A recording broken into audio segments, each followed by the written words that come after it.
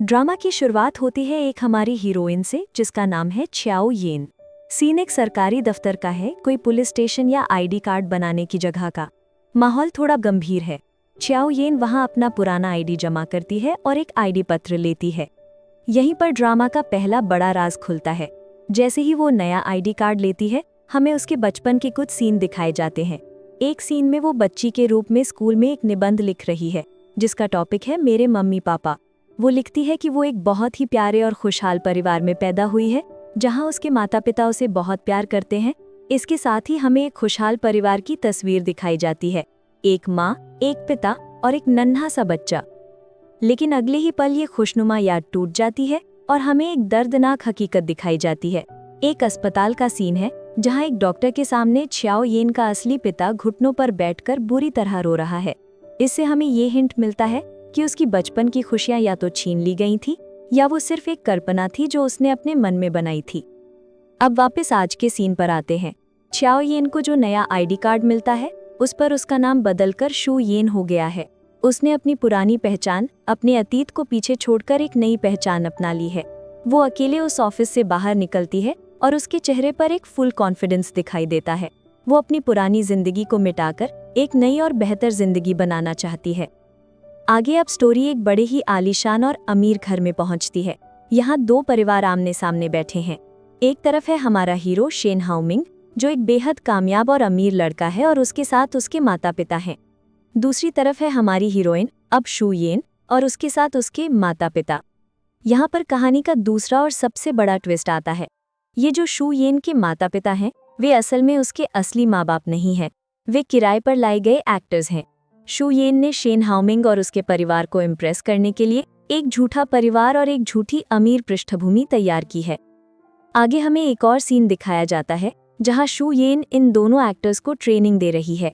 वो उन्हें सिखा रही है कि उन्हें क्या बोलना है, कैसे व्यवहार करना है। वो अपने पिता बने एक्टर के सूट पर से डैंड्रफ हटाती है और उसे एक महंगा परफ्यूम देती है ताकि वो बिल्कुल असली अमीर लगे। वो उन्हें अपनी झूठी कहानी रटा रही है जिसमें उसने बताया है कि उसके पिता विदेश की एक बड़ी यूनिवर्सिटी में प्रोफेसर हैं। वो उन्हें मुश्किल एकेडमिक शब्द जैसे एनवायरमेंटल बिल्ड भी रटा रही है ताकि उनका झूठ पकड़ा ना जाए।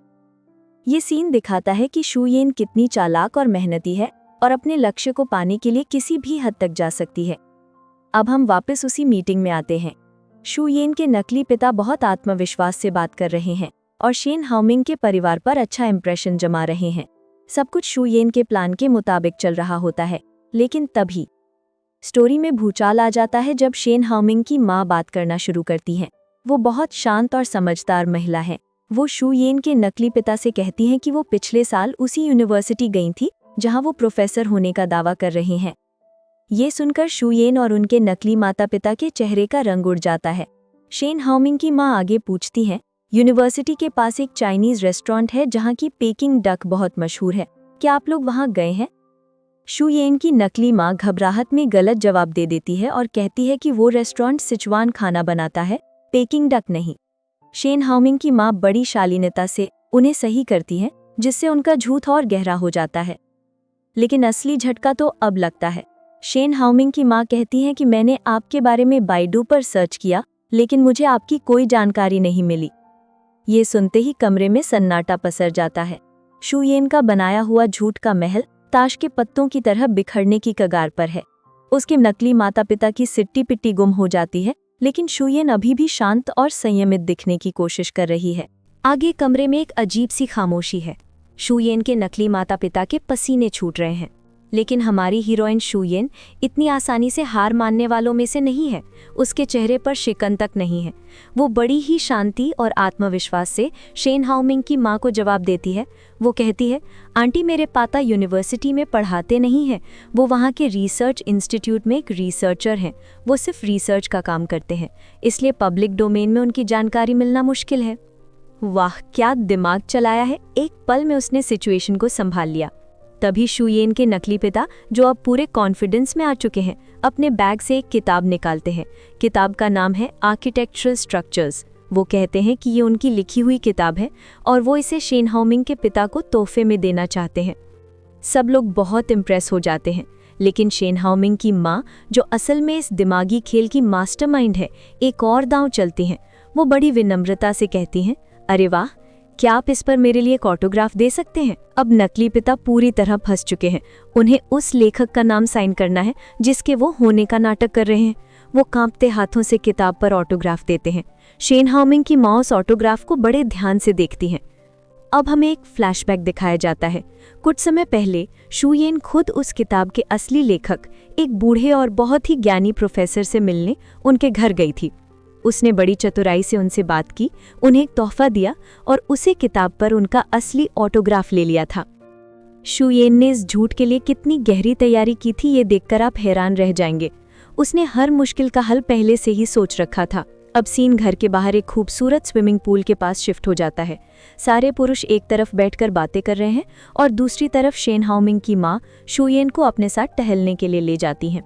अब होने वाला है असली आमना सामना, वो भी अकेले में। इससे पहले हमें खाने की मेज का एक छोटा सा सीन दिखाया जाता है, जहां शेन हाओमिंग की माँ जानबूझकर शू येन की प्लेट में अंडा डालती हैं। शू येन उसे खा लेती है, जबकि उसकी नकली माँ चुपचाप देखती रहती है। बाद में शेन हाओमिंग की माँ ताना मारती हैं कि एक माँ को तो पता होना चाहिए कि उसकी बेटी को अंडे से एलर्जी है। उन्होंने नकली माँ का झूठ भी पकड़ लिया था। अब वापस पूल के किनारे शेन हाओमिंग की माँ सीधे मुद्दे पर आती हैं। वो शू येन से कहती हैं, जो बातें झूठी होती हैं वो सच नहीं हो सकती। मैं सच सुनना चाहती हूँ। शू येन समझ जाती है कि अब झूठ बोलकर कोई फायदा नहीं।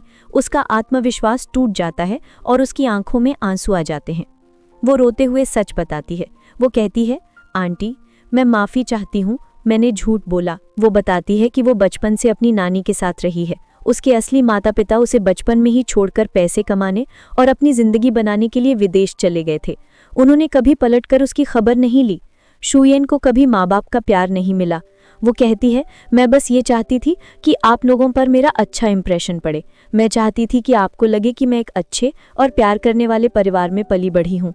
मैं नहीं चाहती थी कि आप मुझे और मेरे परिवार को देखकर हाओमिंग के लिए अफसोस करें। आगे शू येन की दर्द भरी कहानी सुनकर शेन हाओमिंग की माँ के चेहरे के भाव बदलते हैं। गुस्से की जगह उनके चेहरे पर एक तरह की सहानुभूति और समझदारी दिखाई देती है। वो कहती हैं कि हर माँ बाप की अपनी मजबूरियां होती हैं और वो भी मानती हैं कि काम की वजह से वो भी अपने बेटे हाओमिंग को पूरा समय नहीं दे पाई। आगे स्टोरी एक बेहद इमोशनल मोड पर आ जाती है। तभी शू येन के फ़ोन पर एक कॉल आती है। कॉल देखकर उसके चेहरे पर चिंता और घबराहट छा जाती है। वो फ़ोन उठाकर बात करने लगती है और परेशान हो जाती है। आगे जहाँ शू येन फ़ोन पर बात कर रही है, फ़ोन पर बात करते हुए वो बहुत परेशान और घबराई हुई लग रही है, क्योंकि उसकी एक सहकर्मी, उसकी असिस्टेंट, उसे बुरी खबर देती है। जू यान ने शो की ऑफिशियल होस्ट बनने के लिए जो एप्लीकेशन दी थी, वो फिर से खारिज हो गई है और ये सब उसकी दुश्मन सन सीवे की वजह से हुआ है, जिसने डायरेक्टर के ऑफिस में जाकर हंगामा किया। वो जू यान को सावधान रहने की सलाह देती है, लेकिन जैसे ही वो फ़ोन रखती है और वापस मुड़ती है, उसके चेहरे पर एक पल में मुस्कान आ जाती है। वो ऐसा दिखावा करती है जैसे कुछ हुआ ही नहीं। ये दिखाता है कि शू येन अपनी असली भावनाओं को छिपाने में कितनी माहिर है। अब सीन रात का है, एक बहुत ही आलीशान होटल के कमरे का। यहाँ शू येन के वही नकली माता पिता मौजूद हैं। शू येन कमरे में दाखिल होती है, लेकिन अब उसका अंदाज बिल्कुल बदल चुका है। वो अब बेटी नहीं बल्कि एक बॉस की तरह बात कर रही है। वो उन्हें साफ साफ निर्देश देती है, सुबह होटल का कार्ड रिसेप्शन पर छोड़ देना और चले जाना। शादी तक ज्यादा बाहर मत निकलना। शादी के बाद हमारा काम खत्म और फिर हम कभी नहीं मिलेंगे।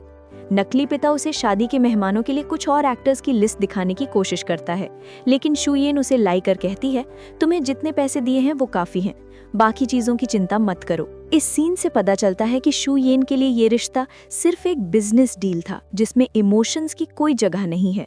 वो अपना काम खत्म करके वहां से चली जाती है। जब वो होटल की कॉरिडोर और लिफ्ट में अकेली होती है, तो उसके चेहरे पर फिर से वही तनाव और अकेलापन लौट आता है। ये उसकी जिंदगी की सच्चाई है, बाहर से मजबूत और अंदर से बिल्कुल अकेली। अब स्टोरी शू येन के काम पर फोकस करती है। हमें पता चलता है कि वो एक टीवी चैनल में फैमिली फीस्ट नाम के एक कुकिंग शो की प्रोड्यूसर या प्लानर है। सेट पर बहुत गहमा गहमी है। तभी एंट्री होती है इस स्टोरी की नई विलन की, शो की होस्ट और एक बड़ी स्टार सन सीवे। वो सेट पर आते ही शूयेन पर चिल्लाना शुरू कर देती है। वो शूयेन की लिखी हुई स्क्रिप्ट को बकवास बताती है और कहती है, तुम्हारे लिखे शब्द इतने मुश्किल होते हैं कि मुझसे बोले नहीं जाते, और तुम मेहमान भी एक से एक बोरिंग बुलाती हो। सन सीवे यही नहीं रुकती, वो शूयेन के सपनों पर भी हमला करती है। वो कहती है, सुना है तुम भी होस्ट बनना चाहती हो, अपनी शक्ल देखी है, तुम इस लायक नहीं हो। और वो गुस्से में स्क्रिप्ट शूयेन के मुंह पर फेंक देती है। इसके बाद शूयेन अपने बॉस डायरेक्टर झो के ऑफिस में जाती है। बॉस शो की गिरती रेटिंग से बहुत नाराज है। वो शूयेन को डांटता है और धमकी देता है कि अगर अगले हफ्ते तक रेटिंग्स नहीं सुधरी तो उसकी नौकरी खतरे में पड़ सकती है। शूयेन उसे स्टार होस्ट सन सीवे की मनमानी के बारे में बताने की कोशिश करती है, लेकिन बॉस उसकी एक नहीं सुनता और सारा प्रेशर उसी पर डाल देता है। अब सीन शूयेन के घर का है। वो रात में अकेली बैठी अपने शो के लिए एक बड़े गेस्ट को बुलाने की कोशिश कर रही है, लेकिन काम बन नहीं रहा। वो बहुत परेशान है। तभी वहां शेन हाओमिंग आता है। वो शूयेन को परेशान देखकर पूछता है। शूयेन बताती है कि वो एक बहुत बड़े आर्ट म्यूजियम के मालिक टीचर सानमू को शो पर लाना चाहती है, लेकिन उनसे संपर्क करना नामुमकिन है। और यहीं पर हाओमिंग अपना जादू चलाता है। वो मुस्कुराकर कहता है, टीचर सानमू, वो तो लंदन में मेरे दोस्त थे। और बस एक मैसेज करके वो चुटकियों में शूयेन की सबसे बड़ी प्रॉब्लम सॉल्व कर देता है। उसे टीचर सानमू का कॉन्टैक्ट नंबर मिल जाता है। शूयेन हैरान और खुश हो जाती है। इस एक पल में हाओमिंग ने साबित कर दिया कि वो सिर्फ उसका मंगेतर नहीं, बल्कि उसका सबसे बड़ा सपोर्ट सिस्टम है। दोनों के बीच एक बहुत ही प्यारा और रोमांटिक मोमेंट आता है। वो एक दूसरे के करीब आते हैं। हाओमिंग धीरे से उसका चश्मा उतारता है और फिर दोनों एक दूसरे को किस करते हैं। इस सीन से ये साफ हो जाता है कि उनका रिश्ता सिर्फ एक दिखावा या समझौता नहीं, बल्कि दोनों के बीच सच्चा प्यार पनप रहा है। ऐसा लग रहा था कि सारी मुश्किलों के बावजूद उनका रिश्ता और मजबूत हो रहा है। लेकिन क्या उनकी कहानी हमेशा से ऐसी ही थी? अब ये ड्रामा हमें ले जा रहा है 1 साल पीछे, एक लंबे फ्लैशबैक में, जहां से इस पूरी स्टोरी की जड़ें जुड़ी हुई हैं। तैयार हो जाइए, क्योंकि अब हम जानेंगे कि शूयेन और शेन हाओमिंग की पहली मुलाकात कैसे और किन हालातों में हुई थी। आगे 1 साल पहले का सीन देखते हैं शूयेन से, लेकिन ये वो शूयेन नहीं है जिसे हम अब जानते हैं। ये 1 साल पहले की शूयेन है। वो एक बड़े टीवी स्टेशन सिटी टीवी में काम करती है। वो उतनी सजी संवरी और कॉन्फिडेंट नहीं है, बल्कि एक आम मेहनती लड़की लग रही है जो अपने करियर में आगे बढ़ना चाहती है। ऑफिस में वो एक प्रोजेक्ट पर रिसर्च कर रही है जिसका नाम है अगावे हाउस। ये एक खास तरह के पौधों सक्यूलेंट्स की दुकान है जिसके मालिक के बारे में कोई नहीं जानता। वो बहुत ही रहस्यमयी है। शूयेन को ये टॉपिक बहुत दिलचस्प लगता है और वो उस पर एक शो बनाना चाहती है। आगे अब शूयेन उस अगावे हाउस में पहुंचती है। वो दुकान किसी आम नर्सरी जैसी नहीं, बल्कि एक आर्ट गैलरी जैसी है जहां बेहद खूबसूरत और कीमती पौधे सजाए गए हैं। वहां का माहौल बहुत शांत और कलात्मक है। दुकान में घूमते घूमती शूयेन की नज़र एक लड़के पर पड़ती है जो बड़े ध्यान से एक पौधे की देखभाल कर रहा है। और दोस्तों, ये लड़का कोई और नहीं बल्कि हमारा हीरो शेन हाओमिंग है। ये थी उनकी पहली मुलाकात। हाओमिंग यहाँ एक अमीर बिजनेसमैन नहीं, बल्कि एक कलाकार की तरह लग रहा है जो अपने पौधों से बेहद प्यार करता है। आगे शूयेन, जो उस समय अपना नाम एमी बताती है, हाओमिंग को अपना परिचय देती है और इंटरव्यू के लिए पूछती है। हाओमिंग उसे नज़रअंदाज कर देता है, लेकिन शूयेन हार नहीं मानती। वो उसे बताती है कि वो उसके काम से कितनी प्रभावित है और कैसे वो इन पौधों को एक कला की तरह देखती है। उसकी बातों से प्रभावित होकर हाओमिंग उसे एक टेस्ट देता है। वो उसे एक बहुत ही नाजुक और कीमती पौधा देते हुए कहता है, इसे दूसरे गमले में लगाकर दिखाओ। शूयेन इस चैलेंज को स्वीकार करती है। वो बड़े ही प्रोफेशनल तरीके से पौधे की जड़ों को काटती छाटती है और उसके पीछे का वैज्ञानिक कारण भी बताती है। हाओमिंग शूयेन के ज्ञान और उसके जुनून से बहुत प्रभावित होता है और वो समझ जाता है कि ये लड़की सिर्फ अपना काम नहीं कर रही, बल्कि वाकई में पौधों से प्यार करती है। वो इंटरव्यू के लिए मान जाता है। इंटरव्यू के बाद शूयेन हाओमिंग को एक तोहफा देती है, एक जार जिसमें घर पर बनी ऑस्मैंथस के जैम है। वो बताती है कि ये उसकी नानी बनाया करती थीं। ये एक बहुत ही पर्सनल और दिल को छू लेने वाला तोहफा था। हाओमिंग भी जवाब में उसे एक तोहफा देता है, पौधों की देखभाल करने वाली एक बहुत ही खास और कीमती कैंची। दोनों के बीच एक अनकहा रिश्ता बन जाता है। लेकिन स्टोरी में ट्विस्ट तब आता है जब शूयेन दुकान से बाहर निकल रही होती है। गलती से उसकी टक्कर दुकान की कर्मचारी से हो जाती है और उस कर्मचारी के हाथ से एक कीमती पौधा गिरकर टूट जाता है। उस कर्मचारी के हाथ में पौधे के कांटे से चोट लग जाती है और खून निकलने लगता है। शुयेन उसे मदद करने के बजाय घबराकर वहीं जमीन पर गिरी एक छोटी सी चीज उठा लेती है। वो एक कीमती टूल होता है। कर्मचारी दर्द में उससे वो टूल वापस मांगती है। हमें शुयेन की नानी का एक प्यारा सा सीन दिखाया जाता है, जहां वो बगीचे से ऑस्मैंथस के फूल तोड़कर वो जैम बना रही हैं जो शुयेन ने हाओमिंग को दिया था। ये दिखाता है कि उसकी जिंदगी में उसकी नानी का प्यार ही एकमात्र सच्ची चीज थी। लेकिन फ्लैशबैक खत्म होते ही हम वापस हाओमिंग की दुकान पर आते हैं। हाओमिंग शुयेन से बहुत ही गंभीर होकर पूछता है, क्या तुमने वो कीमती कैंची चुराई थी? उसने बताया कि जो टूल उस हादसे में गिरा था वो दुकान से गायब है और शक शुयेन पर है। आगे सीन 1 साल पहले के उसी टीवी स्टेशन का है। शू युएन, जो उस वक्त एमी थी, ऑफिस में है और उसकी तबीयत ठीक नहीं लग रही। वो दवाइयाँ खा रही है। शू युएन उसे हमदर्दी दिखाते हुए घर जाकर आराम करने को कहती है और वादा करती है कि वो उसका काम संभाल लेगी। लेकिन तभी शो की वैम्प होस्ट सुन सिवई आकर उसे फिर से धमकाती है। वो कहती है, अगावे हाउस के मालिक का इंटरव्यू अभी तक क्यों नहीं हुआ? अगर ये काम नहीं हुआ तो डायरेक्टर से तुम्हारी शिकायत कर दूंगी। शू युएन बुरी तरह फंस जाती है। एक तरफ बॉस का प्रेशर, दूसरी तरफ घमंडी होस्ट की धमकी। तभी उसके फ़ोन की घंटी बजती है। फ़ोन पर शेन हाओमिंग है। वो कहता है, मैं आज इंटरव्यू के लिए फ्री हूँ। ये शू युएन के लिए सोने पर सुहागा जैसा मौका था। लेकिन एक बहुत बड़ी प्रॉब्लम थी। उसकी पूरी टीम यानी कैमरामैन वगैरह तो हुएन के साथ घर जा चुकी थी। लेकिन शू युएन ये मौका गंवाना नहीं चाहती। वो एक पल सोचती है और फिर अपनी जिंदगी का सबसे बड़ा झूठ बोल देती है। वो हाओमिंग से कहती है, हाँ मेरी टीम तैयार है, हम बस पहुंच रहे हैं। सीन बदलता है और शू युएन एक बेहद खूबसूरत और महंगी काली ड्रेस पहने एक बहुत बड़ी और आलीशान कॉर्पोरेट बिल्डिंग में दाखिल होती है। ये जिंडा ग्रुप का ऑफिस है, जो शहर की सबसे बड़ी कंपनियों में से एक है। वो एक विशाल बोर्डरूम के बाहर खड़ी होती है, जहां अंदर एक मीटिंग चल रही है और जो शख्स मीटिंग में प्रेजेंटेशन दे रहा है उसे देखकर शू युएन के होश उड़ जाते हैं। वो कोई और नहीं बल्कि शेन हाओमिंग है। लेकिन ये वो शांत और कलात्मक पौधों वाला हाओमिंग नहीं है। ये है वाइस प्रेसिडेंट शेन हाओमिंग, एक पावरफुल, कॉन्फिडेंट और बेहद अमीर बिजनेसमैन। वो पूरे आत्मविश्वास के साथ अपनी टीम को एक बड़े प्रोजेक्ट के बारे में बता रहा है। शू युएन दरवाजे के बाहर से उसे देखती रह जाती है। उसकी आंखों में हैरानी, एडमिरेशन और एक नई एम्बिशन यानी महत्वाकांक्षा का जन्म होता है। आज उसने शेन हाओमिंग की असली दुनिया देखी है। एपिसोड की शुरुआत एक बिजनेस मीटिंग से होती है, जहां एक प्रोजेक्ट पर चर्चा हो रही है। मीटिंग खत्म होने के बाद हाओमिंग जुयान से मिलते हैं और साथ में लंच पर बात करने के लिए कहते हैं। लेकिन इससे पहले कि वे जा पाते, जुयान की तबीयत अचानक खराब हो जाती है और वो बेहोश हो जाती है। लोग उसे तुरंत अस्पताल ले जाने की तैयारी करते हैं। अगले सीन में जुयान अस्पताल के बिस्तर पर जागती है। हाओमिंग उसके पास बैठे होते हैं।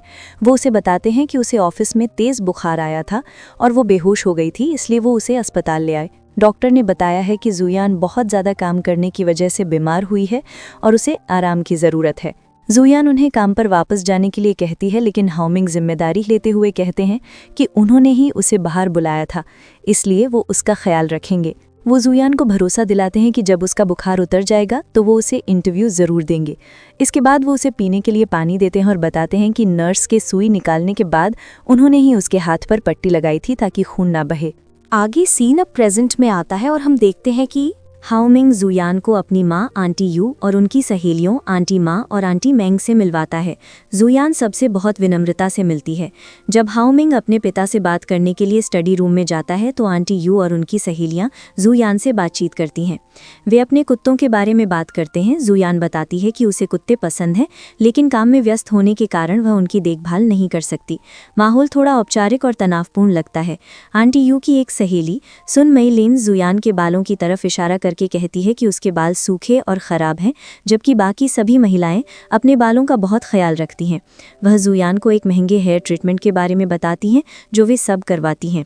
ये जुयान को असहज करने का एक तरीका था। इसके बाद आंटी यू जुयान को रात के खाने के लिए क्लब से खाना लाने के लिए कहती हैं। वह बहाना बनाती हैं कि उन्हें अजनबी लोगों का घर आना पसंद नहीं है। फिर वह साफ साफ जुयान से कहती हैं कि खाना लाने के बाद वो सीधे घर चली जाए, क्योंकि घर पर बहुत मेहमान हैं और वो उससे बात नहीं कर पाएंगी। ये कहकर वो जुयान को पार्टी से बाहर कर देती हैं। जाने से पहले आंटी यू जुयान से पूछती हैं कि क्या वह शनिवार सुबह फ्री हैं। जुयान के हाँ कहने पर आंटी यू कहती हैं कि वह जगह तय करेंगी और उससे बात करना चाहती हैं। ये साफ इशारा था कि वह जुयान से अकेले में कुछ गंभीर बात करना चाहती हैं। अब कहानी जुयान के ऑफिस की है। वो अपने डायरेक्टर मिस्टर झो से मिलती है। डायरेक्टर पहले तो जुयान की बहुत तारीफ करते हैं और कहते हैं कि उन्होंने उसे आगे बढ़ाने के लिए बहुत मेहनत की है, लेकिन फिर वह बताते हैं कि फैमिली फीस्ट शो की होस्ट बनने का उसका आवेदन खारिज कर दिया गया है। जुयान यह सुनकर टूट जाती है और पूछती है कि ऐसा क्यों हुआ। उसने इस शो के लिए 3 साल तक दिन रात मेहनत की थी। डायरेक्टर उसे दिलासा देते हुए कहते हैं कि मैनेजमेंट ने मौजूदा होस्ट सन सेवेई को ही रखने का फैसला किया है और जुयान को अभी और इंतजार करना होगा। ये सीन जुयान के पेशेवर संघर्ष को दिखाता है।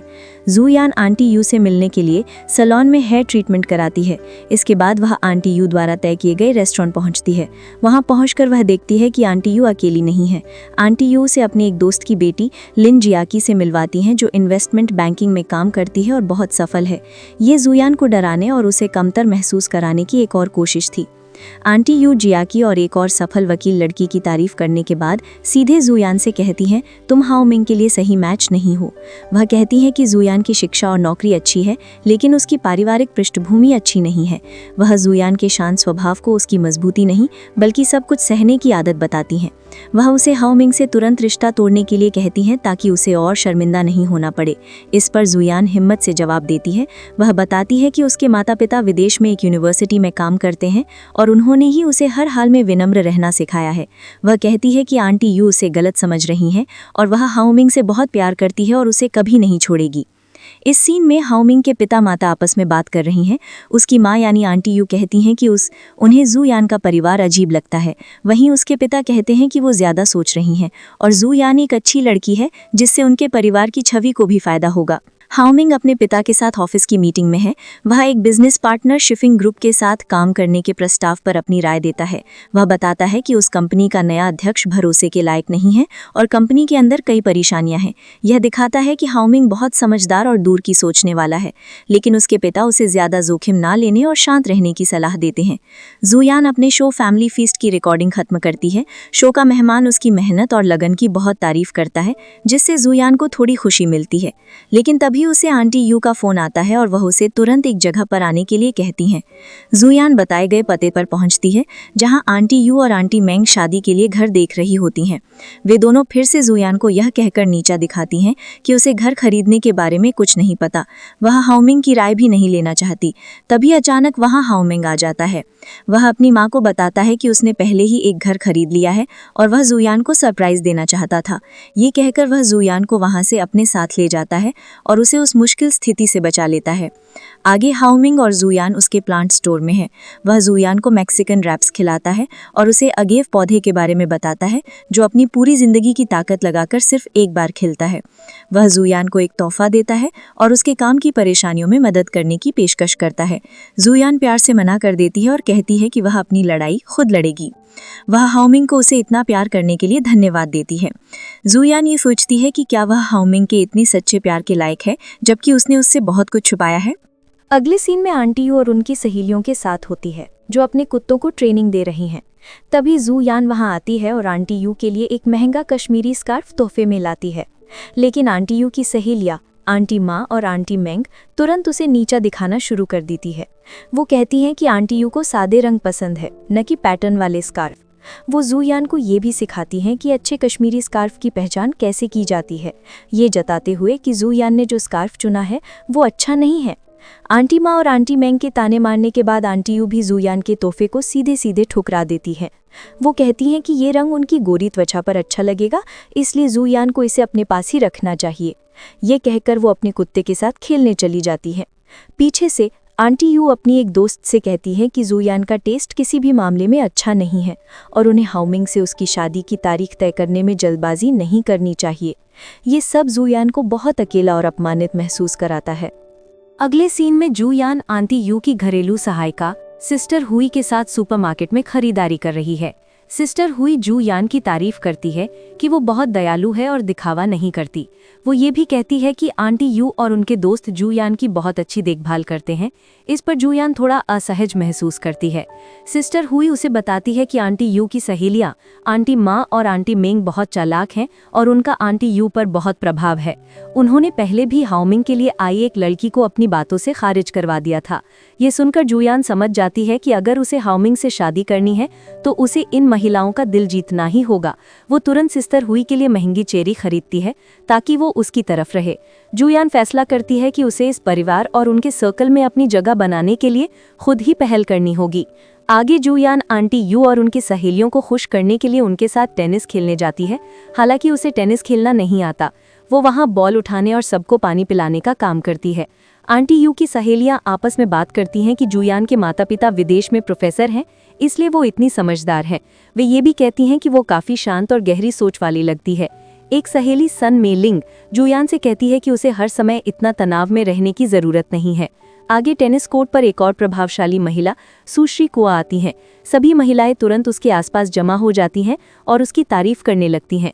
वे उसकी पति के बिजनेस के बारे में बात करती हैं और उससे मदद मांगने की कोशिश करती हैं। आंटी यू की सहेलियां जूयान को बताती हैं कि सुश्री कुआ बहुत बड़ी हस्ती है और हर कोई उसके पति के जरिए अपने काम निकलवाना चाहता है।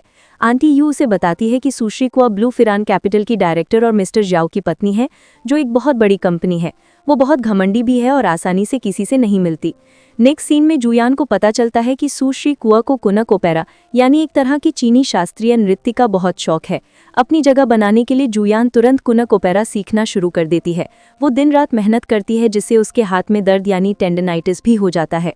एक दिन अभ्यास के बाद वो अपनी दादी से वीडियो कॉल पर बात करती है। उसकी दादी उसके स्वास्थ्य को लेकर चिंतित हैं और उसे आराम करने के लिए कहती है।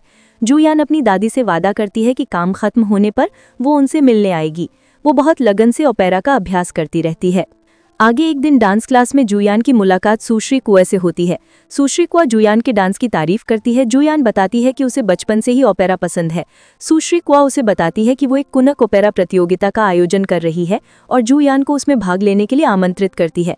जूयान तुरंत मान जाती है और सुश्री कुआ को डांस सिखाने में मदद करती है। बातचीत के दौरान जूयान को सुश्री कुआ का एक फ़ोन कॉल सुनाई देता है, जिसमें वो अपने बच्चे के लिए राइन इंटरनेशनल स्कूल में एडमिशन की बात कर रही होती है, लेकिन उन्हें जगह नहीं मिल रही होती। जूयान को एक और मौका मिल जाता है।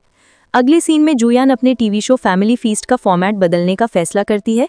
वो अपने डायरेक्टर मिस्टर झो को एक नया प्रस्ताव देती है, जिसमें वो मशहूर हस्तियों के बजाय अलग अलग क्षेत्रों की प्रभावशाली महिलाओं को मेहमान के तौर पर बुलाना चाहती है।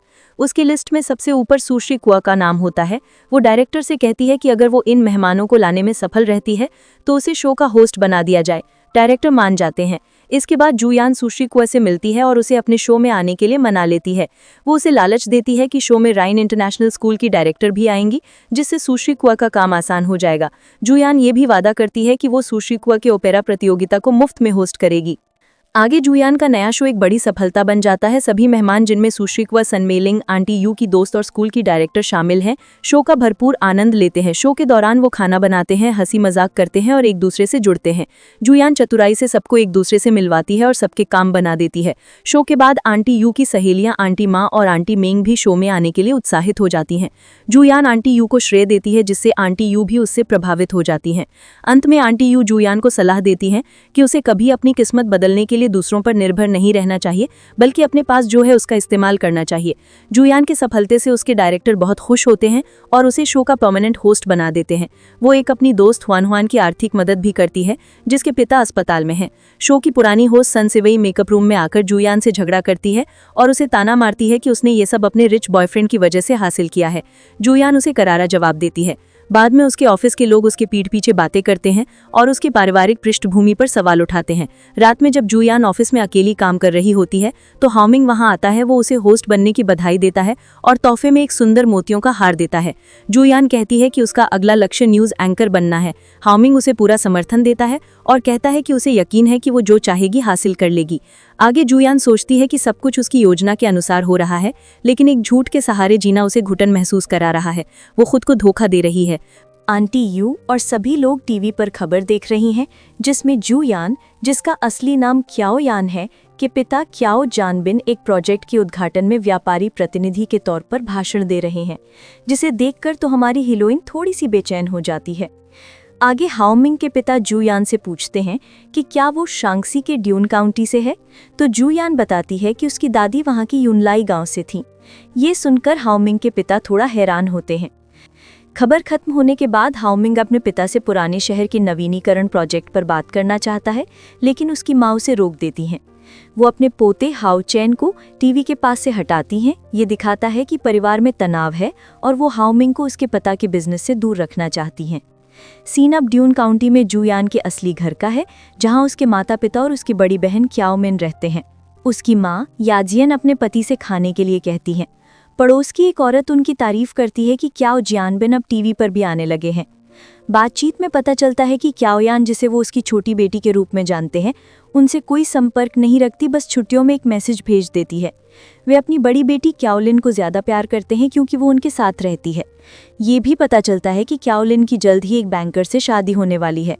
क्याओलिन अपने काम की जगह पर है, जहां एक ग्राहक जो एक उर्वरक कारखाने में काम करता है उससे बदतमीजी करता है और उसका हाथ छूने की कोशिश करता है। क्याओलिन गुस्से में उसे थप्पड़ मार देती है, जिसके बाद दोनों में लड़ाई हो जाती है। आगे सीन पुलिस स्टेशन का होता है, जो दिखाता है कि मामला बढ़ गया है। आगे ये सीन क्याओलिन के घर का है, जहां उसके मंगेतर लिन ताओ और उसकी माँ मौजूद है। लिन ताओ की माँ क्याओलिन पर बहुत गुस्सा होती है क्योंकि वो बार बार पुलिस स्टेशन पहुंच जाती है। वो कहती है कि इससे उसके बेटे के बैंक के करियर पर बुरा असर पड़ेगा। वो क्याओलिन को ताना मारती है कि वो उसके बेटे के लायक नहीं है और उसका भविष्य बर्बाद कर रही है। इस अपमान से तंग आकर क्याओलिन शादी के खर्चों का पूरा हिसाब देती है और बचे हुए पैसे लिन ताओ को वापस करके रिश्ता तोड़ देती है। क्याओलिन घर पर अकेली और दुखी है। वो अपनी बहन क्याओ यान को मैसेज करती है, लेकिन कोई जवाब नहीं आता। उसके पिता उसे पूछते हैं कि क्या लिन ताओ के परिवार ने कुछ कहा है। वो ये भी बताते हैं कि उन्होंने शादी के लिए मिले पैसों का इस्तेमाल अपनी नई दुकान को ठीक कराने में कर लिया है। क्याओलिन अपने पिता को बताती है कि वो काम के सिलसिले में जिंगजाओ जा रही है। उसके माता पिता उसे समझाते हैं कि उसे अपने मंगेतर को बताकर जाना चाहिए और अपनी बहन की तरह नहीं बनना चाहिए, जो परिवार से कोई वास्ता नहीं रखती। सीन वापस जिंगजाओ में जू यान यानी कि क्याओ यान के ऑफिस का है। काम खत्म होने के बाद जब वो बाहर निकलती है तो अचानक उसकी बड़ी बहन क्याओयुम वहां आ जाती है। क्याओलिन उसे बताती है कि उसने शादी तोड़ दी है और अब अपनी किस्मत आजमाने के लिए बड़े शहर आई है। वो जू यान के घर पर रुकने के लिए कहती है। तभी वहां जू यान को लेने के लिए हाओ मिंग आ जाता है। अपनी असलियत छिपाने के लिए जू यान घबराकर हाओ मिंग से झूठ बोलती है कि क्याओलिन उसकी चचेरी बहन है। हाओ मिंग उन दोनों को डिनर के लिए बुलाता है, लेकिन जू यान बहाना बनाकर उसे भेज देती है। जू यान अपनी बहन को एक होटल में ले जाती है। क्याओलिन उससे पूछती है कि उसने अपने बॉयफ्रेंड से झूठ क्यों बोला कि वो उसकी चचेरी बहन है। इस पर जू यान एक चौंकाने वाला सच बताती है। वो कहती है कि उसने अपना नाम क्याओ यान से बदलकर जू यान रख लिया है और उसका उपनाम अब जू है, क्याओ नहीं। वो कहती है कि उसकी एकमात्र परिवार उसकी दादी है। वो अपनी बहन को साफ साफ कह देती है कि वो उसकी देखभाल करने के लिए बाध्य नहीं है और उसे जल्द से जल्द घर लौट जाना चाहिए। क्याओलिन ये सुनकर टूट जाती है और उसे हृदयहीन कहती है। जू यान अपनी बहन के अकाउंट में कुछ पैसे ट्रांसफर करती है और लिखती है, तुम्हारी हृदयहीनता की कीमत। ये सीन जू यान मतलब के क्याओ यान के बचपन और किशोरावस्था की दर्दनाक यादों को दिखाता है। बचपन में बच्चे उसे जंगली बच्चा कहकर चढ़ाते थे क्योंकि उसके माता पिता उसके साथ नहीं रहते थे। उसकी बड़ी बहन क्याओलिन हमेशा उसे बचाती थी। उसके माता पिता उसे स्कूल में दाखिला दिलाने के लिए वापस ले जाते हैं। दादी बताती हैं कि यान को जन्म से दिल की बीमारी थी और उसके माता पिता ने उसे छोड़ दिया था क्योंकि वे एक लड़का चाहते थे और उसके इलाज का खर्चा नहीं उठा सकते थे। एक रात घर में गैस लीक हो जाती है क्योंकि उसकी माँ गैस बंद करना भूल जाती है। क्याओलिन बेहोश हो जाती है। जब माता पिता आते हैं तो वे सारा दोष छोटी क्याओ यान पर डाल देते हैं और उसे पूरी तरह से अनदेखा कर देते हैं। इस घटना के बाद सारा ध्यान और प्यार बड़ी बेटी क्याओलिन पर लुटाते हैं और क्याओ यान को पूरी तरह से नज़रअंदाज कर देते हैं। उसका जन्मदिन भी भूल जाते हैं। आगे क्याओ यान पढ़ाई में बहुत अच्छी होती है और टॉप कॉलेज में जा सकती है, लेकिन उसके पिता स्कूल जाकर उसका नाम कॉलेज की परीक्षा से कटवा देते हैं। वो घर आकर कारण पूछती है तो उसके पिता कहते हैं कि वे गरीब हैं और दोनों बेटियों की पढ़ाई का खर्च नहीं उठा सकते, इसलिए उन्होंने बड़ी बेटी को पढ़ाने का फैसला किया है। आगे कियाओयान टूट जाती है और अपने माता पिता से पूछती है कि वे हमेशा उसके साथ भेदभाव क्यों करते हैं और क्या वो उनकी अपनी बेटी नहीं है। इस पर उसकी माँ उसे कृतज्ञ कहती है। ये उसके लिए आखिरी चोट होती है। फ्लैशबैक खत्म होता है और दिखाया जाता है कि उस भयानक दिन के बाद कियाओयान बारिश में भीगते हुए अपनी दादी के घर चली गई थी, जिन्होंने उसे हमेशा सहारा दिया था। वर्तमान में जुयान दुखी होती है, तभी उसे हाओमिंग का फोन आता है। वो उसे अपने स्टूडियो बुलाता है। वहाँ पर एक 60 वर्षीय अगेवे का पौधा है जिसमें फूल खिलने वाला होता है। हाओमिंग उसे बताता है कि ये पौधा अपनी पूरी जिंदगी में सिर्फ एक बार खिलता है और फिर मर जाता है। जुयान को ये बहुत दयनीय लगता है कि पूरी जिंदगी संघर्ष करने के बाद सिर्फ एक पल की खुशी मिलती है, लेकिन हाओमिंग उसे एक अलग नज़रिया देता है। वो कहता है कि खिलने से ही वो अपने बीज फैला पाता है और उसकी विरासत आगे बढ़ती है, ठीक इंसानों की तरह जो प्यार करते हैं और बच्चे पैदा करते हैं। वो जुयान से अपने प्यार का इजहार करते हुए कहता है कि उससे मिलना और उसके साथ होना उसके जीवन का सबसे कीमती पल है, जिसके लिए वो कोई भी कीमत चुका सकता है और कभी पछतावा नहीं होगा। वो जुयान से पूछता है, और तुम? जुयान मजाक में कहती है कि उसे पछतावा है कि उसने अगले महीने शादी करने का फैसला किया, उसे पहले ही कर लेनी चाहिए थी। आगे जुयान अपनी बहन क्याओलिन का मैसेज पढ़ती है, जिसमें लिन बताती है कि वो होटल से जा रही है और उसे अकेला छोड़ दे। अगले दिन हाओमिंग जुयान से उसकी चचेरी बहन के बारे में पूछता है, क्योंकि उसने जुयान के फ़ोन पर लिन के भेजे गुस्से वाले मैसेज देख लिए थे। हाओमिंग पूछता है कि क्या उसे शादी में बुलाना चाहिए, तो जुयान घबरा जाती है और झूठ बोलती है कि वो एक दूर की रिश्तेदार है और वे ज़्यादा करीब नहीं है, इसलिए उसे बुलाने की ज़रूरत नहीं है। हाओमिंग को जुयान का फ़ोन मिलता है, जिस पर उसकी बहन क्याओलिन का मैसेज आता है, बुरी बहन, बुरा जुयान, मुझे तुमसे कोई मतलब नहीं है। जुयान ये मैसेज देखकर परेशान हो जाती है, लेकिन हाओमिंग के सामने कुछ जाहिर नहीं करती। आगे कियाओलिन अपने मंगेतर लिन ताओ के माफ़ी के मैसेज को ठुकरा देती है। इसके बाद लिन ताओ कियाओलिन के माता पिता की दुकान पर जाता है और उन्हें बताता है कि उनका रिश्ता टूट गया है। ये सुनकर वे हैरान हो जाते हैं और उन्हें पता चलता है कि लिन जिंगजाओ ट्रेनिंग के लिए गई है, लेकिन उसको कॉल नहीं लगता है। वो दोनों परेशान हो जाते हैं और खुद शहर जाने का फैसला करते हैं। इधर जुयान अपने नकली माता पिता की एक कपड़े की फ़ोटो दिखाती है जिसे कल पहनना है। अगले दिन जुयान और हाओमिंग की माँ और उसके पूरे परिवार शादी के बारे में बात कर रहे होते हैं और बगीचे में घूम रहे होते हैं। इधर उसके असली माता पिता अपने बेटी को देखने आते हैं, लेकिन जब वो क्याओलिन को फ़ोन लगाते हैं, उसको फ़ोन तो लगता ही नहीं है। तभी वो फैलता करते हैं कि वो अपनी दूसरी बेटी को कॉल लगाएंगे, लेकिन वो भी उनका कॉल काट देती है। तभी वो बगीचे में घूम ही रहे हैं, उसी रास्ते पर जुयान के माता पिता अचानक मिल जाते हैं। ये सीन तो बहुत ही खतरनाक होने वाला है दोस्तों। आगे वे लोग जुयान को देखते ही उसके पिता उसे उसके असली नाम क्याओयान से पुकारते हैं। ये सुनकर हाओमिंग की माँ चौंक जाती हैं। वो सवाल करती हैं कि अगर ये असली माता पिता हैं तो पहले वाले कौन थे। जुयान का सबसे बड़ा झूठ सबके सामने आ जाता है। आगे हाओमिंग की माँ यूलैंड गुस्से में जुयान को धोखेबाज और मैनिपुलेटिव कहती हैं। वो इस शादी को तोड़ देती हैं और हाओमिंग को अपने साथ ले जाती हैं। जुयान पूरी तरह टूट जाती है, लेकिन दोस्तों ये सिर्फ जुयान का सिर्फ एक वहम था। अचानक से सदमे जा चुकी थी। उसके माता पिता को देखकर आगे हाओमिंग और उसकी माँ पूछती हैं कि क्या तुम ठीक हो। वो कहती है मैं ठीक हूँ, लेकिन वो बहुत ज़्यादा ही घबराई हुई होती है। उसके बाद हाओमिंग कहता है कि मुझे मीटिंग में जाना है, तो वो उसे छोड़ने जाती है। हाओमिंग के जाने के बाद वो अपने असली माता पिता से मिलने जाती है, तो वो पूछते हैं कि वो हैंडसम लड़का कौन था। तभी वहाँ पर जुयान के नकली माता पिता भी होते हैं। वो उन्हें देखकर पूछते हैं कि तुम दोनों कौन हो, तो वो बताते हैं कि वो दोनों उसके मॉम डैड हैं। तो वो दोनों तो शौक ही हो जाते हैं। जब उसके माता पिता पूछते हैं कि तुम दोनों कौन हो, तो वो बताते हैं कि वो शादी कराने वाली कंपनी से, और बताते हैं कि उनकी बेटी की शादी हो रही है। ये सुनकर तो दोनों शौक ही हो जाते हैं।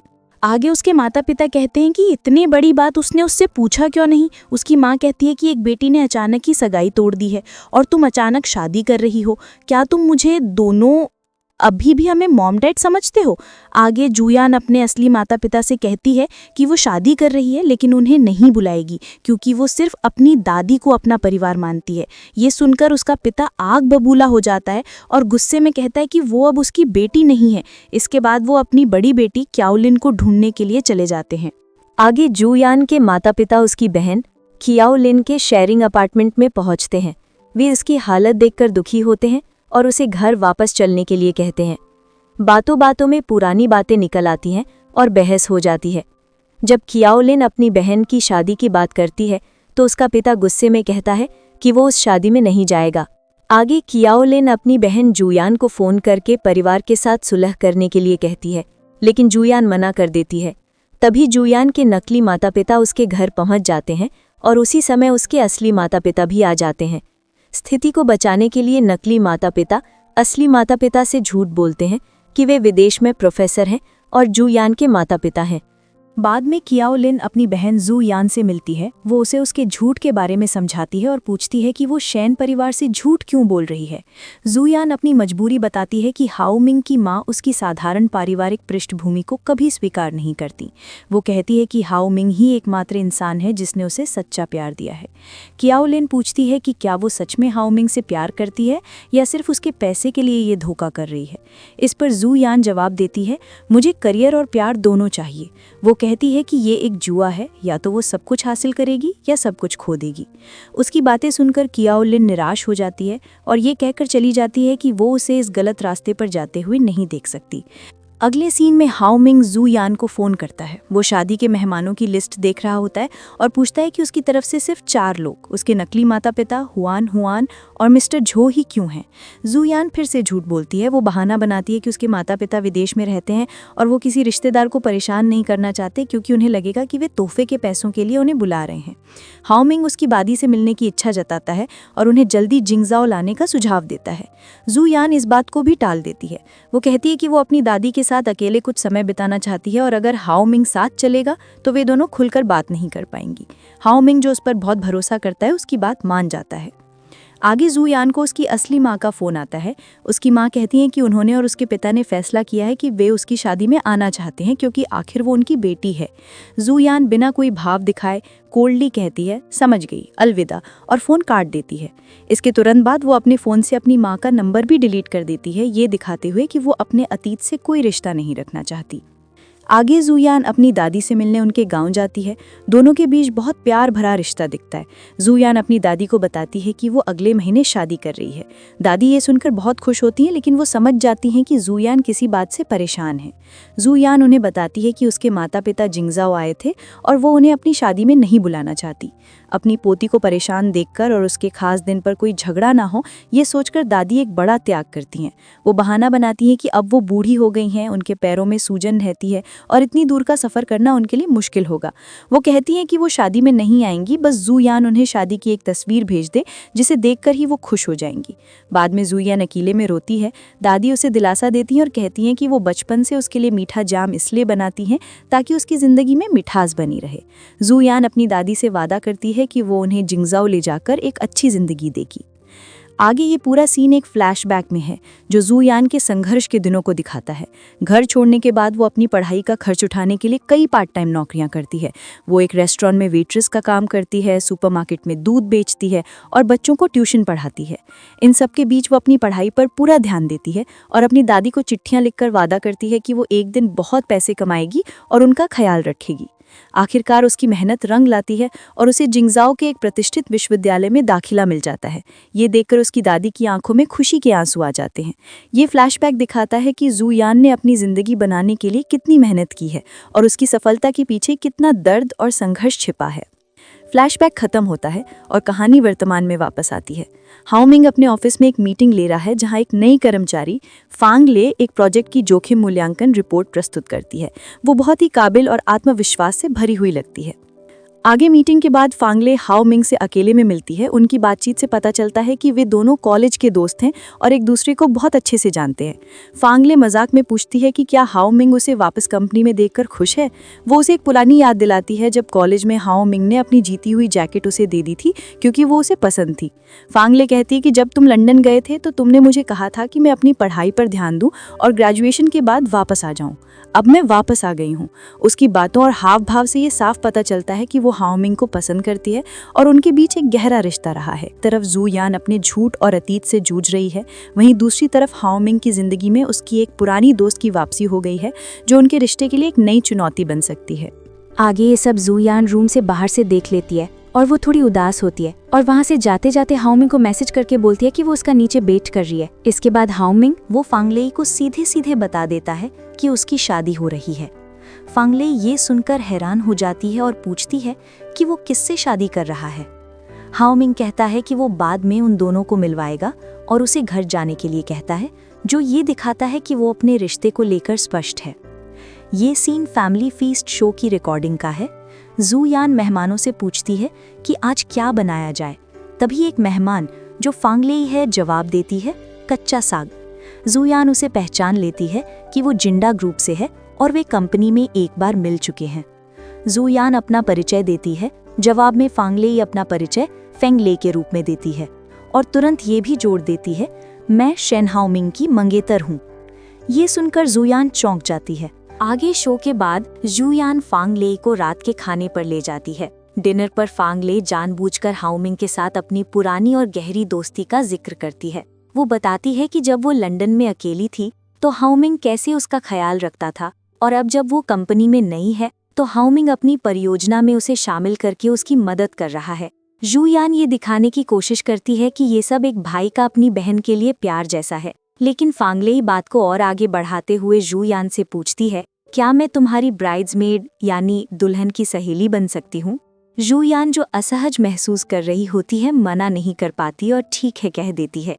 अब आगे आता है उनकी शादी का सीन। वो और हाओ मिंग अपनी शादी के मंडप में हैं। वे एक दूसरे को अंगूठियां पहनाते हैं, एक दूसरे को चूमते हैं और बहुत खुश नजर आते हैं। सभी मेहमान उन पर फूल बरसाते हैं और उन्हें बधाई देते हैं। ये सपना जू यान की सबसे बड़ी इच्छा को दिखाता है जिसके लिए वो इतना सब कुछ कर रही है।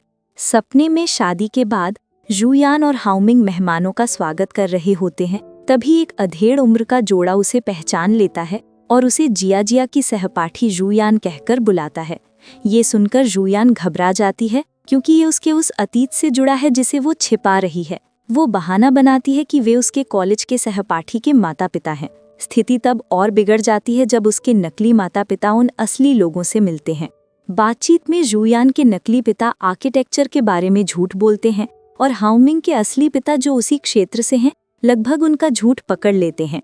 तभी एक वेटर गलती से उस मेहमान पर ड्रिंक गिरा देता है और इस हंगामे का फायदा उठाकर जू यान उन्हें वहां से भेज देती है, जिससे उसका झूठ उजागर होने से बच जाता है। शादी के बाद सभी लोग जा चुके होते हैं, लेकिन फांगलेई हाओ मिंग की शादी को देखकर बहुत दुखी और परेशान है और वो बहुत ज्यादा शराब पी लेती है। नशे की हालत में फांगलेई पार्टी से निकलकर अकेले होटल के इन्फिनिटी पूल पर चली जाती है। वो इमोशनली बहुत टूटी हुई महसूस कर रही होती है। पूल के पास वो अपनी एक तस्वीर खींचती है और उसे हाओ मिंग को वीचाट मोमेंट्स पर एक बहुत ही परेशान करने वाले कैप्शन के साथ अपलोड करती है, जिसके साथ लिखा था, क्या आपको लगता है कि नशे में लोग आसानी से डूब जाते हैं? ये एक तरह से मदद के लिए पुकार थी और ये जताने का एक तरीका था कि वो दुखी है और शायद कुछ गलत कदम उठा सकती है। आगे हाओ मिंग और जू यान पार्टी के बाद अपने कमरे में सो रहे होते हैं। आगे वो अपने फ़ोन पर फांगले का ये पोस्ट देखता है।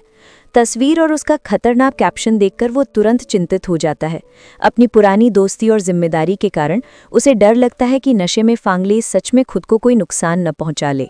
हाओ मिंग तुरंत उसे ढूंढने के लिए पूल की तरफ भागता है। ये फोटो ही वो कारण है जिससे हाओ मिंग को पता चलता है कि फांगले पूल में है और अकेली है। हाओ मिंग फांगले उसे बाहर आने के लिए कहता है क्योंकि ये सुरक्षित नहीं है, लेकिन फांगले बाहर आने से मना कर देती है और कहती है कि वो शांत होना चाहती है। वो इमोशनल ड्रामा करते हुए कहती है, क्या तुम्हें डर नहीं है कि मैं अपनी बहन की तरह डूब जाऊंगी? ठीक इसी समय जू यान भी वहां पहुंच जाती है। वो छिपकर ये सब देख रही होती है। ये उसके सपने का वो हिस्सा है जहां उसका सबसे बड़ा डर यानी फांगलेग और हाओमिंग का करीबी रिश्ता सच होता दिख रहा है। आगे हाओमिंग को अपनी तरफ ध्यान देते देख फांगले अपने दिल की बात कह देती है। वो सीधे सीधे कहती है, शेन हाओमिंग, मैं तुमसे प्यार करती हूँ। इसके बाद वो जू यान पर निशाना साधती है, ये जानते हुए भी कि वो शायद सुन रही है। वो जू यान को एक चालबाज और भोली दिखने वाली लड़की कहती है।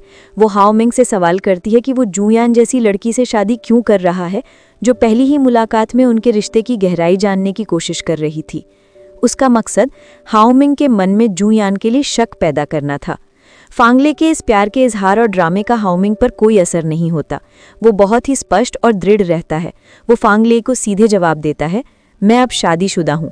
वो उसे डांटते हुए कहता है कि यह नाटक करने की कोई ज़रूरत नहीं है। वो उसे कहता है कि जब उसका नशा उतर जाए तो वो घर चली जाए। हाओमिंग का ये दृढ़ जवाब दिखाता है कि वो जू यान के प्रति पूरी तरह से वफादार है और फांगले की चालों में नहीं आने वाला है। हाओमिंग का ये दृढ़ जवाब ही उस बुरे सपने का अंत होता है। भले ही ये जू यान का सबसे डरावना सपना था, लेकिन सपने में भी हाओमिंग ने उसी का साथ दिया। अगली सुबह जू यान और हाओमिंग अपने हनीमून के लिए एयरपोर्ट पर होते हैं। तभी वहां फांगले उन्हें विदा करने आ जाती है। वो जू यान को ताना मारते हुए कहती है कि हाओमिंग उसे लंदन में जिन जिन जगहों पर ले गया था उसकी एक लिस्ट बनाकर उसे भेज दे। इसके अलावा वो जू यान को पिछली रात की घटना की याद दिलाते हुए कहती है कि पीने के बाद पूल में नहीं जाना चाहिए, डूबने का खतरा होता है। ये सब कहकर वो जू यान पर मनोवैज्ञानिक दबाव बनाती है। जू यान और हाओमिंग अपने हनीमून से वापस ऑफिस आते हैं और सबके लिए तोहफे लाते हैं। उन्हें पता चलता है कि फांगले अब उनकी ही कंपनी के कानूनी सलाहकार हान वेपिंग को डेट कर रही है, जिससे वो शादी में मिली थी। तभी हाओमिंग जू यान को बताता है कि उसने ऑफिस से छुट्टी ले ली है ताकि वे दोनों साथ में उसकी दादी से मिलने जा सके। जू यान ये सुनकर हैरान रह जाती है, क्योंकि वो हाओमिंग को अपनी दादी के घर की असलियत से दूर रखना चाहती थी, लेकिन अब वो मना नहीं कर पाती। आगे जू यान और हाओमिंग दादी के गांव पहुंचते हैं। दादी दोनों को देखकर बहुत खुश होती हैं और हाओमिंग का प्यार से स्वागत करती हैं। हाओमिंग भी दादी का बहुत सम्मान करता है और उनके लिए सेहत से जुड़े तोहफे लाता है। माहौल बहुत खुशनुमा होता है। बातों बातों में हाओमिंग दादी से जू यान के माता पिता के बारे में पूछ लेता है। जू यान तुरंत बात बदल देती है और उनकी शादी की तस्वीर दीवार पर टांगने लगती है ताकि ये राज न खुले। आगे रात में जब जू यान अपनी दादी के साथ सो रही होती है तो दादी उसे बताती हैं कि उसके पिता के फेफड़ों में ट्यूमर है। हालांकि यह अभी खतरनाक नहीं है, लेकिन डॉक्टर ने उन्हें आराम करने के लिए कहा है। दादी जू यान से कहती हैं कि उसे अपने पिता से जाकर मिलना चाहिए। अगली सुबह जब हाओमिंग और दादी बाजार जा रहे होते हैं तो दादी अकेले में हाओमिंग से एक वादा लेती हैं। वो कहती हैं कि जू यान में कुछ बुरी आदतें हो सकती हैं, लेकिन अगर वो कोई गलती करे तो हाओमिंग उसे माफ़ कर दे और उसे सुधरने का मौका दे। हाओमिंग, जो असली सच्चाई से अनजान है, तुरंत वादा कर लेता है। आगे गांव से लौटते समय जू यान चुपके से अपने पिता के इलाज के लिए पैसे ट्रांसफ़र करती है, जिससे पता चलता है कि वो अभी भी उनकी परवाह करती है। इसके बाद हाओमिंग जू यान को एक खूबसूरत लेकिन पुराने पारंपरिक घर में ले जाता है। वो बताता है कि उसने ये घर जू यान के लिए खरीदा है ताकि वो यहाँ अपने करियर के लिए महत्वपूर्ण लोगों से मिल सके और अपने न्यूज़ एंकर बनने के सपने को पूरा कर सके। अगले सीन में घर के अंदर दरवाजे पर लगे बच्चों के पुराने कद के निशान देखकर जू यान को अपना दर्दनाक बचपन याद आ जाता है, जब उसके पिता हमेशा उसकी बड़ी बहन का कद नापते थे लेकिन उसे कभी प्यार नहीं देते थे। वो भावुक हो जाती है। हाओमिंग, जो उसकी उदासी का कारण नहीं जानता, उसे प्यार से गले लगा लेता है। वे दोनों उस दीवार पर लिपस्टिक से एक निशान बनाकर अपनी नई यादों की शुरुआत करते हैं। ये एक प्यारे पल के साथ खत्म होता है, लेकिन जू यान के चेहरे पर अपने अतीत और झूठ का बोझ साफ दिखाई देता है। लेकिन वो हाओमिंग की इतनी केयर देखकर बहुत खुश होती है और उसे किस कर लेती है। आगे सीन क्याओ लेन पर जाता है, जो एक मेकअप काउंटर पर काम कर रही है और उसे वो एक हैंडसम लड़का दिखता है जिसे वो देखने की कोशिश करती है। लेकिन तभी वहाँ एक लड़की आती है और उसे बोल रही होती है वो लड़की मुफ्त में मेकअप करवाने के लिए आई है। वो क्याओ लिन से आई शैडो और लिपस्टिक के अलग अलग शेड लगवाती है और फिर बिना कुछ खरीदे जाने लगती है। क्याओ लिन उसे रोकती है और कहती है कि वो एक हफ्ते से रोज़ शाम 5 बजे मुफ्त में मेकअप करवाने आ रही है। वो उसे ताना मारती है कि एक आईब्रो पेंसिल सिर्फ 6 युआन की है, लेकिन वो भी नहीं खरीदती।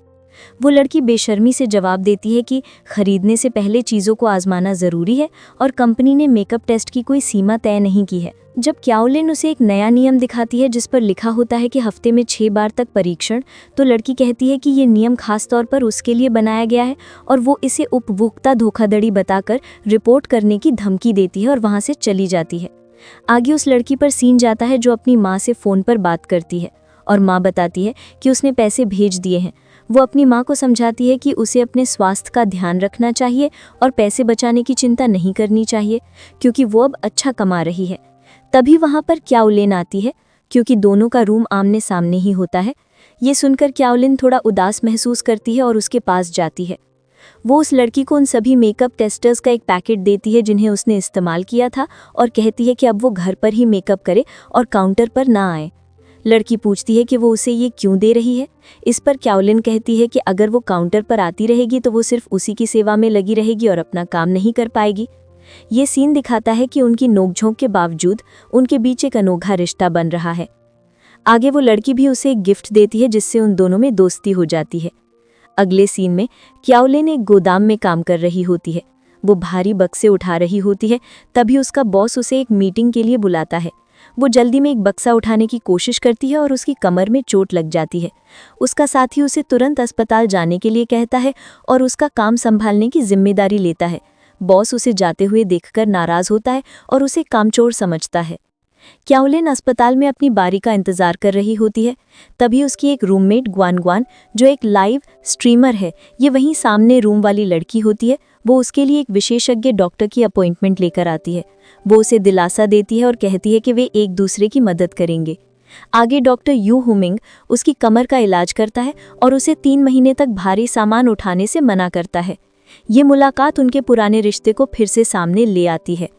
आगे जब वो उसे देखकर कहता है कि तुम तो बिल्कुल भी नहीं बदली हो और अपना मास्क हटाता है, तो वो ये देखकर हैरान रह जाती है कि डॉक्टर कोई और नहीं बल्कि यू हुमिंग है, जो हाई स्कूल में उसका क्लासमेट था और वो उसे पसंद करता था। आगे यिमिंग क्याओलिन से उसके बारे में पूछता है। वह उसे हाई स्कूल का एक पुराना लव लेटर दिखाता है जो उसने यू यिमिंग को लिखा था, जिसे यू यिमिंग ने कभी पढ़ा नहीं था। ये उस समय की याद दिलाता है जब कियाओ यान झू यान ने यू यिमिंग को बताया था कि क्याओलिन उसे पसंद करती है, लेकिन यू यिमिंग ने उसे मना कर दिया था। यू यिमिंग क्याओलिन से उसकी बहन कियाओ यान, जो अब झू यान है, के बारे में पूछता है। क्याओलिन बहाना बना देती है कि वो बहुत व्यस्त रहती है। यू यिमिंग उसकी मदद करने के लिए उसे अपनी बहन का नंबर देने के लिए कहता है, लेकिन क्याओलिन मना कर देती है। यू यिमिंग क्याओलिन की मदद करने के लिए खुद ही झू यान को फ़ोन करता है। झू यान अस्पताल पहुंचती है जहां उसकी मुलाकात यू यिमिंग से होती है। इतने सालों बाद एक दूसरे को देखकर दोनों हैरान रह जाते हैं। झू यान को पता चलता है कि उसकी बहन को मामूली चोट लगी है और यू यिमिंग उसकी देखभाल कर रहा है। यू यिमिंग झू यान को बताता है कि वो अब एक ऑर्थोपेडिक डॉक्टर है। वो झू यान को उसकी शादी के लिए बधाई देता है। जाने से पहले यू यिमिंग झू यान से कहता है कि अब जबकि उसकी बहन झू यान यहाँ है तो उसे चिंता करने की ज़रूरत नहीं है। ये दिखाता है कि वो अभी भी क्याओलिन की परवाह करता है। अस्पताल से लौटने के बाद झू यान क्याओलिन के कमरे में जाती है और उसे एक नए बेहतर अपार्टमेंट में शिफ्ट होने के लिए कहती है। क्याओलिन गुस्सा हो जाती है और कहती है कि उसे उसकी मदद की ज़रूरत नहीं है। झू यान उसे बताती है कि वो नहीं चाहती कि क्याओलिन उसके लिए कोई और मुसीबत खड़ी करे। वो कहती है कि अगर यू यिमिंग उसे फ़ोन ना करता तो वो कभी नहीं आती। क्याओलिन अपनी बहन पर चिल्लाती है और उसे वहाँ से जाने के लिए कहती है। झू यान उसे 2 विकल्प देती है, या तो वो अपने माता पिता के पास वापस चली जाए या उसके साथ चले। क्याओलिन मना कर देती है, लेकिन जब झू यान उसे बताती है कि उसका नया अपार्टमेंट यू यिमिंग के ठीक बगल में है तो वह तुरंत शिफ्ट होने के लिए तैयार हो जाती है। ये दिखाता है कि वो अभी भी यू यिमिंग को पसंद करती है। ये सीन क्याओलिन के नए अपार्टमेंट का है। सुबह सुबह यू यिमिंग उसके दरवाजे पर आता है और उसके लिए नाश्ता लेकर आता है, क्योंकि उसे पता है कि क्याओलिन घायल है। वो उसे बताता है कि वो दोपहर के खाने का मेन्यू भी भेज देगा ताकि वो उसके लिए खाना ला सके। ये दिखाता है कि यू यिमिंग उसकी बहुत परवाह कर रहा है और उनके बीच एक नई दोस्ती की शुरुआत हो रही है। सीन वापस लिन ताओ के घर का है। उसकी माँ को पता चल जाता है कि क्याओलिन के माता पिता ने शादी के लिए दिए गए पैसों से एक नाई की दुकान खरीद ली है। वो बहुत गुस्सा होती है और लिन ताओ पर पैसे वापस लाने के लिए दबाव डालती है। लिन ताओ क्याओ लिन को मैसेज करके समझाने की कोशिश करता है और कहता है कि वो अभी भी उसे पसंद करता है, लेकिन उसे पता चलता है कि क्याओ लिन ने उसे हर जगह से ब्लॉक कर दिया है। ये देखकर लिन ताओ और भी परेशान हो जाता है। इस सीन में लिन ताओ क्याओ लिन को खोजने के लिए जू यान के ऑफिस यानी टीवी स्टेशन पहुंच जाता है। वो रिसेप्शनिस्ट को बताता है कि वो क्याओ यान का बहनोई है, लेकिन बिना अपॉइंटमेंट के उसे अंदर जाने की इजाज़त नहीं मिलती। जब वो ज़बरदस्ती करने की कोशिश करता है तो सिक्योरिटी गार्ड उसे वहाँ से जाने के लिए कह देता है। लिन ताओ अपनी कोशिश में नाकाम हो जाता है। आगे अस्पताल के बाहर यू यीमिंग जू यान एक कॉपी शॉप में है। वो उसको बताता है कि उसे कियाओ लिन की चिंता करने की ज़रूरत नहीं है, क्योंकि वे दोनों एक ही शहर से हैं और एक दूसरे की मदद करना उनका फ़र्ज़ है। जू यान उसे धन्यवाद देती है, लेकिन साथ ही ये भी साफ कर देती है कि वो अपनी बहन के साथ एक दूरी बनाकर रखना पसंद करती है, ताकि दोनों शांति से अपनी अपनी ज़िंदगी जी सकें। ये जू यान के खुद को बचाने वाले और थोड़े अलग थलग स्वभाव को दिखाता है। आगे जू यान यू यीमिंग से बात कर ही रही होती है कि तभी वहाँ लिन ताओ और जू यान के पिता कियाओ जियानबिन आ जाते हैं। लिन ताओ यू यीमिंग को कियाओ लिन के नई पड़ोसी के रूप में देखकर आग बबूला हो जाता है। वो यू यीमिंग पर आरोप लगाता है कि उसी की वजह से कियाओ लिन ने उससे रिश्ता तोड़ा है। वो दोनों बहनों जू यान और कियाओ लिन को धोखेबाज कहता है और हंगामा करने लगता है। जब वो जू यान को धक्का देता है तो यू यीमिंग उसे रोकने की कोशिश करता है। लिन ताओ क्याओ लिन से मिलकर सब कुछ साफ करने की जिद करता है। स्थिति को बिगड़ता देख जू यान समझदारी से काम लेती है और लिन ताओ से कहता है कि वो उसे क्याओ लिन के पास ले जाएगा। आगे यू यीमिंग लिन ताओ को वहां से दूर ले जाने लगता है। तभी जू यान की एक सहकर्मी, ये वही लड़की होती है जो जू यान को पहले धमकाती थी, वहां आती है और पूछती है कि क्या हुआ। तभी एक महिला जिसमें हंगामे में ड्रिंक गिर गई थी कहती है कि वो उन लोगों को नहीं जानती, वे बस उससे टकरा गए थे। ये दिखाता है कि यू यीमिंग ने जानबूझकर ये सब किया ताकि जू यान के ऑफिस में तमाशा न बने। जाते जाते भी लिन ताओ जू यान को धमकाता रहता है। आगे लिन ताओ जू यान को बाहर फिर से रोकता है और उसे धमकी देता है कि अगर उसने कियाओ लिन से बात नहीं करवाई तो वो हर दिन उसके ऑफिस और उसके ससुराल जाकर उसकी असलियत सबको बता देगा। इसके बाद जू यान कियाओ लिन अपार्टमेंट जाती है। कियाओ लिन गुस्से में होती है और लिन ताओ से सीधे भिड़ना चाहती है, लेकिन जू यान उसे समझाती है कि लिन ताओ के माता पिता को सिर्फ अपने पैसे यानी दुल्हन की कीमत वापस चाहिए। वो कहती है कि वो पैसों का इंतजाम कर देगी ताकि ये मामला यहीं खत्म हो जाए। कियाओ लिन को एहसास होता है कि जू यान उसकी मदद इसलिए नहीं कर रही क्योंकि उसे उसकी परवाह है, बल्कि इसलिए कर रही है ताकि उसके झूठ का पर्दाफाश न हो जाए। वो जू यान पर स्वार्थी होने का आरोप लगाती है। जू यान ये बात मान लेती है और कहती है कि बचपन से ही उसने खुद को प्राथमिकता देना सीखा है। कियाओ लिन को बहुत दुख होता है और वो कहती है कि वो ये पैसा और अपार्टमेंट का किराया दोनों एक कर्ज के रूप में चुकाएगी। ये कहकर वो दोनों बहनों के बीच के रिश्ते की कड़वाहट को और बढ़ा देती है। आगे सीन हाओमिंग के घर का है। हाओमिंग अपने असिस्टेंट से बात कर रहा है जिसे उन्होंने लिन ताओ के बारे में पता लगाने के लिए कहा था। असिस्टेंट बताता है कि लिन ताओ जू यान के चचेरी बहन का मंगेतर होने का दावा कर रहा है। हाओमिंग अपने असिस्टेंट को लिन ताओ के बारे में और जानकारी निकालने के लिए कहता है। दूसरी तरफ लिन ताओ अपने माता पिता से फ़ोन पर बात करता है और कहता है कि वो तब तक घर वापस नहीं आएगा जब तक उसे ये पता नहीं चल जाता कि क्याओ लिन ने उसे धोखा दिया है या नहीं। लिन ताओ के बॉस उसे जिंगजाओ से वापस बुलाते हैं। लिन ताओ को लगता है कि उसे किसी ज़रूरी काम के लिए बुलाया गया है, लेकिन उसका बॉस बस उसे ये बताने के लिए बुलाता है कि मैनेजमेंट उसके काम से खुश है और उसे और जिम्मेदारियां देना चाहता है। उसका बॉस उसकी छुट्टी के अनुरोध को भी अस्वीकार कर देता है और उसे वहीं रुकने के लिए कहता है। बाद में बॉस उसे बताता है कि उसकी छुट्टी का अनुरोध बड़े बॉस मिस्टर झो ने खारिज किया है। ये बहुत अजीब था क्योंकि छुट्टी का मामला इतने बड़े अधिकारी तक नहीं पहुंचता। इससे लिन ताओ को शक होता है कि उसके करियर में कोई जानबूझकर रुकावट डाल रहा है। ये सीन जू यान और हाओमिंग के नए घर का है। जू यान हाओमिंग के लिए एक नया व्यंजन झींगा भरा हुआ आलू के चिप्स बनाती है। हाओमिंग मजाकिया अंदाज में उसकी तारीफ करता है, जिससे दोनों के बीच एक प्यार भरा पल बनता है। हाओमिंग भी उसके लिए एक खास शेन फैमिली सीक्रेट रेसिपी कॉड बनाता है। वे दोनों एक दूसरे के साथ बहुत खुश और सहज महसूस करते हैं।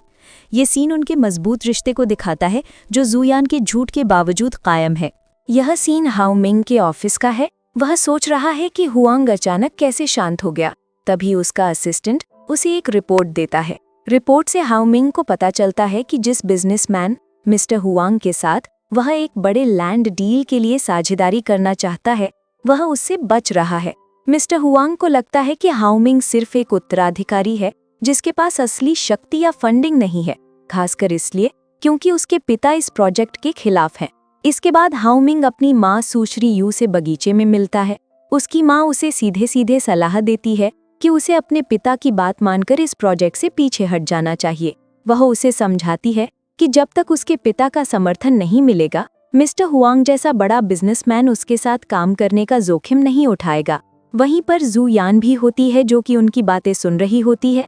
आगे उसकी माँ वह हाओमिंग को यह भी याद दिलाती है कि आज रात उसके पिता घर पर प्रतिद्वंद्वी कंपनी शिफैंग ग्रुप के लोगों को डिनर पर बुला रहे हैं, जिससे यह साफ है कि वो हाओमिंग के प्रोजेक्ट का समर्थन नहीं करते हैं।